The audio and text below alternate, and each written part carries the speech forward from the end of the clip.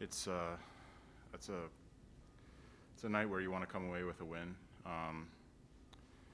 But there's obviously things that we could have done better to accomplish that, and it's great to get that amount of shots in zone time and control the game like that. But it's the score at the end of the night that dictates how we're going to feel right now and the next day. And those are games in the schedule that, when you play like that, you want to come away with points. And obviously, that's something we got to do better at. I feel like on the majority of nights during this season, we've controlled play and haven't had the record that we want.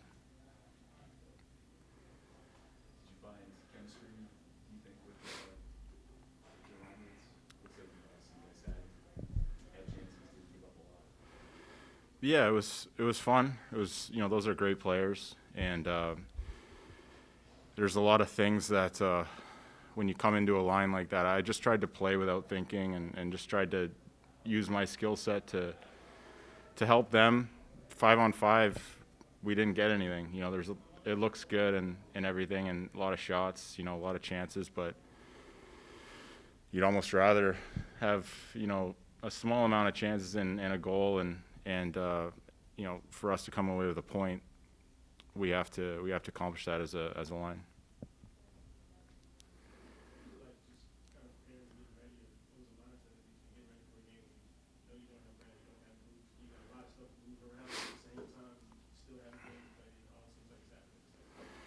Yeah, everything happened really fast. The Marshy thing came out last night, and then come to the rink this morning and know that Butchie's not going to be behind the bench.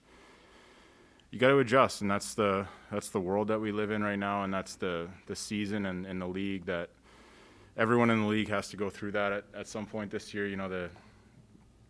It doesn't seem like COVID's going away right now, and every team has had to battle through some things, and right now that's some adversity that we have. So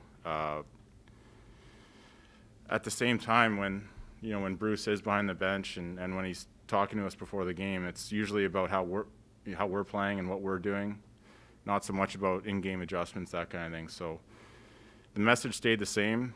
The game plan was the same. We just had to execute, and at the end of the night, one goal. We got to find a way.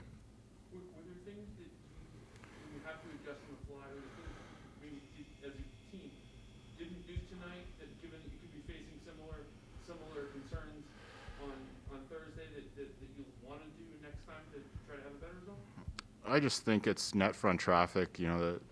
Kudos to their goalie. That's a good night for him, but he saw a lot.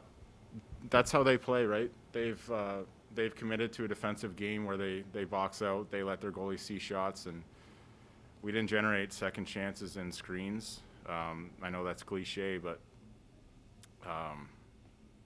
that's what you have to do, especially when maybe you're down a skilled guy.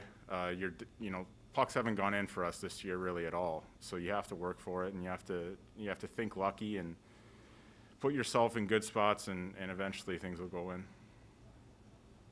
Did you say anything to Jake? Obviously, you've had your own ups and downs. Any situation, all that, any advice for him? He talked to us this morning. He just said, I love you guys. This is something in my career that I'm at a crossroads, and he's going to have to do, but he's not a distraction at all. It's almost better that it's out there. You have a day to kind of digest that, and Jake's a great kid. He's got a lot of skill, and he's going to have a good career in this league. And as a group, as an organization, I think you deal with those distractions head on, and you just go play the game. And that's the culture, that's the model that we have. And whoever's in, you got to play well. And that's what we said this morning. We expect Jake to play as well as he can, even under the circumstances. Take one more.